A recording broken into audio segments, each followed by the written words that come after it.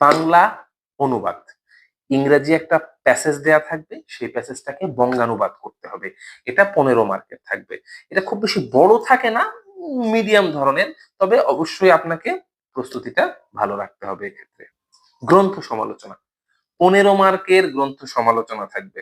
অনেক সময় একটা নির্দিষ্ট গ্রন্থ দেয়া থাকতে পারে, বা বলতে পারে যে কোনো মুক্তিযুদ্ধ ভিত্তিক একটা গ্রন্থ, যে কোনো একটি গ্রন্থের গ্রন্থ সমালোচনা লিখুন, বা কোনো সার্টেন রাইটারের নাম উল্লেখ করে বলতে পারে অমুক রাইটারের যে কোনো একটি গ্রন্থের গ্রন্থ সমালোচনা লিখুন, বা এটাও বলতে পারে যে যে কোনো, আসেনি কখনো, কিন্তু আমি বলতে পারি যে যে কোনো প্রেমের উপন্যাসের একটা গ্রন্থ সমালোচনা লিখুন। হয় না যদিও, এই টাইপের সার্টেন ক্যাটাগরিও ভাগ করে দিতে পারে, রাইটারও স্পেসিফিক করে দিতে পারে, বা এটাও বলতে পারে যে আপনার রবীন্দ্রনাথের গীতাঞ্জলির গ্রন্থ সমালোচনা লিখুন, দিতেই পারে।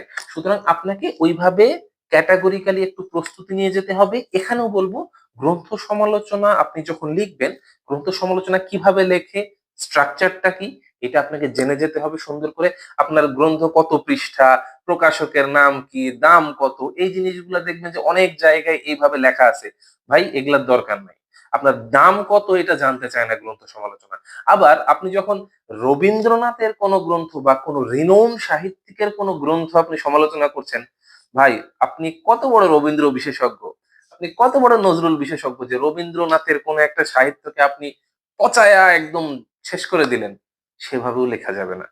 আপনি আপনার মার্জিত অবস্থান থেকে, আপনার কিছু সার্টেন সিচুয়েশন থেকে, আপনার আপনার লিমিটেশনস আছে। আপনি কিন্তু একজন ছাত্র। আপনি সমালোচনাটা করবেন আপনার জ্ঞানের অবস্থা থেকে। আপনি, হ্যাঁ, আপনি একজন নোবেল বিজয়ী রাইটার, সেই হিসাবে আপনি আরেকটা গ্রন্থকে একদম তুলোধনা করে দিলেন, এটার ভাষা ঠিক নাই, এটার বাক্য গঠন ঠিক নাই। নো।